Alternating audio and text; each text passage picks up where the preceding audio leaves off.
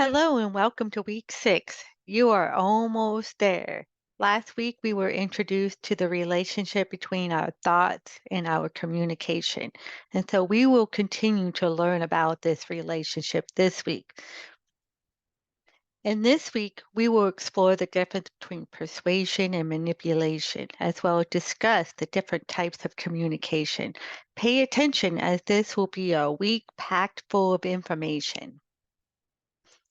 So this week we were going to take a closer look at thought, language, and communication by delving into the difference between persuasion and manipulation, three primary ways we communicate information to an audience, and how this relates to the persuasiveness of our persuasive essay.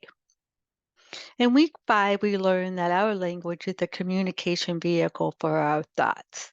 As you share your thoughts, feelings, and experience with others, you and others will be involved in some sort of effort to influence each other's thinking.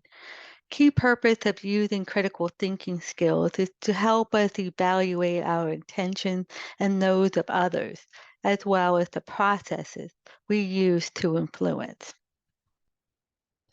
Both persuasion and manipulation fall under persuasion. However, manipulation is a particular kind of persuasion. Persuasive thinking means influencing someone to accept our message using the ethics of persuasion.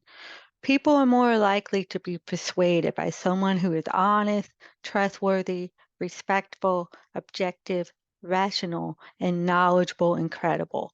Whereas manipulation is the act of using one's position, power, deception to get someone to change their mind for their own benefit.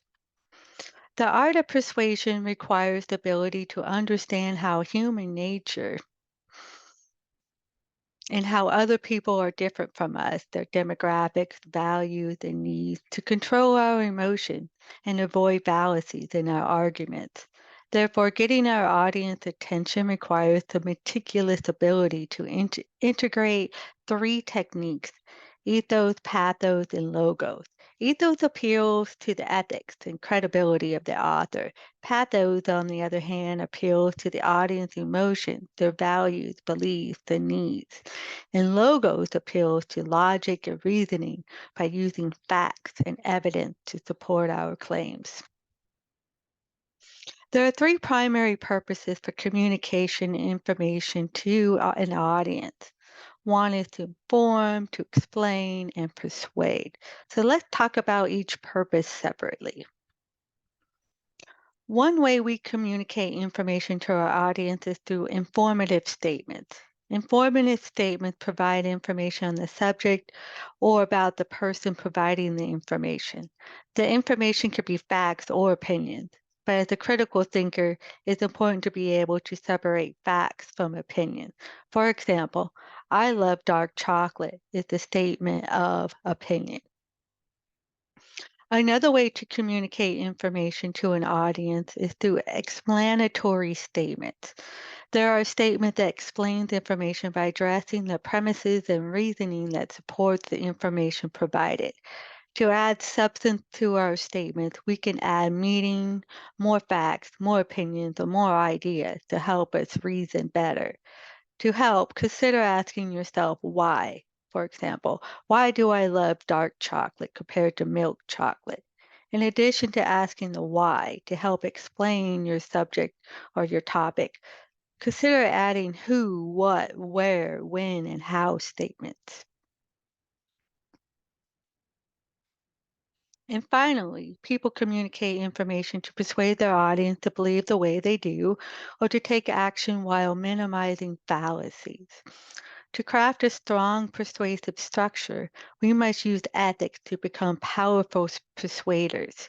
We could do this by establishing credibility, acknowledging our audience position, constructing our rationale, transplanting the root element, and asking for a response, a commitment to take action based on the position.